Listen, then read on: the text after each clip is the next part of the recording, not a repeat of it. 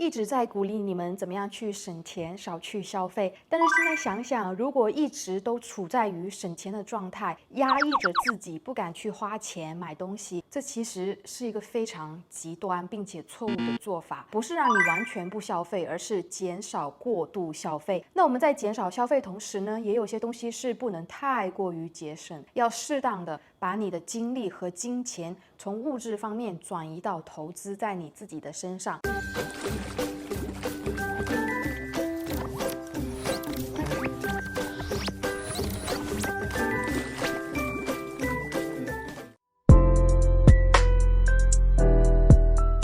我想把这一点放到最开头来讲，这也是我在这几年才开始意识到它的重要性。就是你吃进肚子的东西是能最快的在你的脸上和身体上反映出来。比如你爱吃高碳和高糖的食物，那你的皮肤立马就会变差。说实话，以前进超市的时候呢，我都是一顿乱买，买的更多的是想着自己喜欢吃，而不是对自己身体好的食物。比如说，我会买很多速冻的食品，还有一些加工过的半成品，甚至是我喜欢吃的一些零食。我就没有考虑吃下去之后，长期以来对我的身体会带来多少的坏处。你吃一次两次是没有问题，如果是长期下来你都在吃一些不干净的食物的话，那它肯定会对你的身体有一定的危害。我真的是要太感谢我父母给我的这个基因了，我的身体还算好的，就是消化比较快，然后新陈代谢也比较高。我知道有些人没有那么幸运，或者是肠胃很敏感的人，那这个时候呢，你就得更加注意吃进肚子的东西。在其他方面你可以节省开支，但是在吃的方面呢，尽量还是选择 organic 有机食品。在这里呢，举一个例子，比如说牛奶，如果是吃了打激素的普通牛的牛奶，有些人喝了就会长痘或者是肠胃不舒服拉肚。所以呢，如果你要喝牛奶，就尽量要买 grass fed 牛奶。grass fed 呢就是吃草的牛的牛奶，这样子的话，那些牛就不会有激素，然后也不会搞乱你的荷尔蒙。同时呢，你也要学会看一下包装后面的成分表，这样呢，你就更加清楚你吃进肚子的东西值不值得你花这个钱。有些人会选择穷游，也有人会选择在吃和住的方面上更愿意花钱，这两种都是不同的体验方式。我也尊重选择这两种旅游方式的人。真的，你住一个好的酒店呢是非常容易，但是让你去借住当地人家，或者是和很多人挤在一个青年旅馆的房间，又或者是住在车上，能选择穷游的人都有一定的勇气。但是如果你是像我一样，只是偶尔出门旅游一趟，这里我只会讲住宿方面的，我还是认为你住的环境比你省钱去住一个一般般的地点但不是很安全的地方来得更加重要。因为你只会来这个地方旅游一次，所以呢，真的没有必要让自己去受苦还睡不好，晚上睡觉还要去担心这个地方的周围会不会有什么奇怪的人出现。当然了，也不是说一定要选择一个5星级的酒店，而是选择一个在设施方面在安全性上面都能给你提供到的一个酒店。在旅游上呢，有些方面可以省，但是像酒店住宿的方面不能太过于节省，而且你就算省钱也得有个对的方法。比如说你可以去定时刷哪个酒店在特定期间有没有打折，或者是你尽量避开淡季去旅游。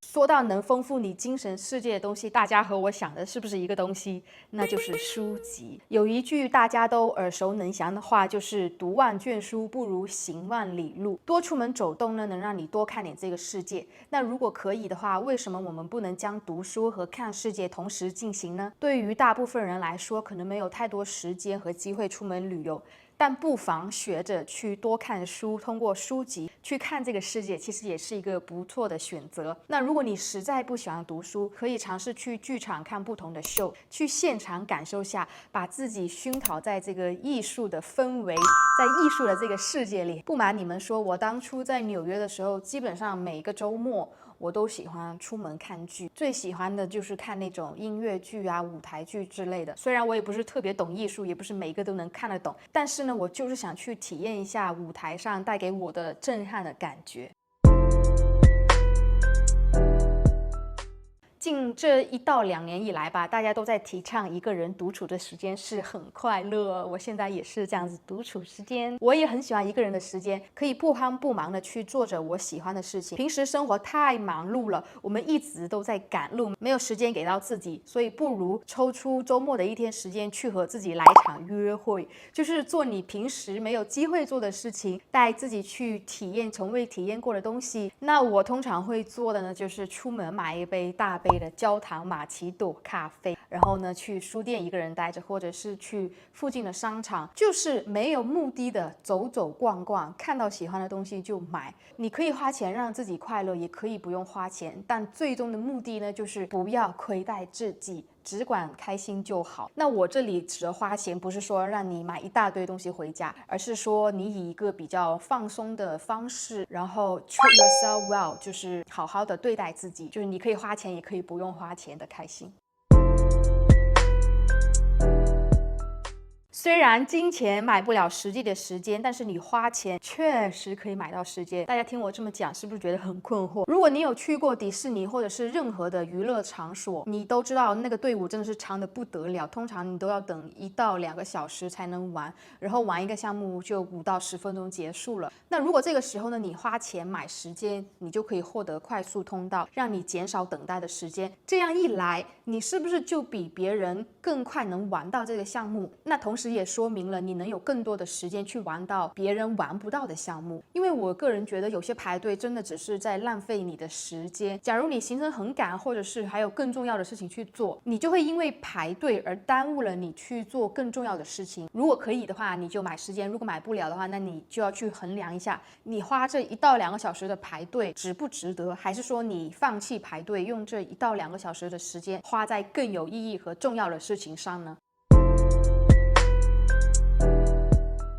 不知道大家的 love language 是什么呢？中文翻译成应该是叫爱的语言的测试。我自己呢是 word of affirmation， 就是要听到对方把话讲出来，就是我需要听到肯定。但是呢，我又很喜欢为身边的人花钱，所以呢，这就又有点像爱的语言里面的 act of service， 就是你为对方付出，送他们礼物，制造惊喜。就是对于我来说，行动比说来的更加实在，这样我会有一种莫名的成就感和满足感。因为有的时候我会宁愿在自己身上省钱，也不想说委屈到身边的人。那如果你是刚出来工作，得到第一桶金，给你家里人买礼物，或者是你身边任何一个对你重要的人买东西的时候，你都会感觉到满满的自豪感。现在越长大之后呢，我就越意识到了，我想到的不仅仅只有我自己，还有身边的人，就是让别人开心，也能让我自己感到开心。比如我之前在不同国家旅游去买纪念品的时候，我一看到有什么好看的，我就会想到这个朋友。我当下想到的不是买给我自己，而是我想到这件东西我买给我朋友的话，会不会更适合他，会不会他更加喜欢呢？这个就是我当时的这么一个想法，所以我觉得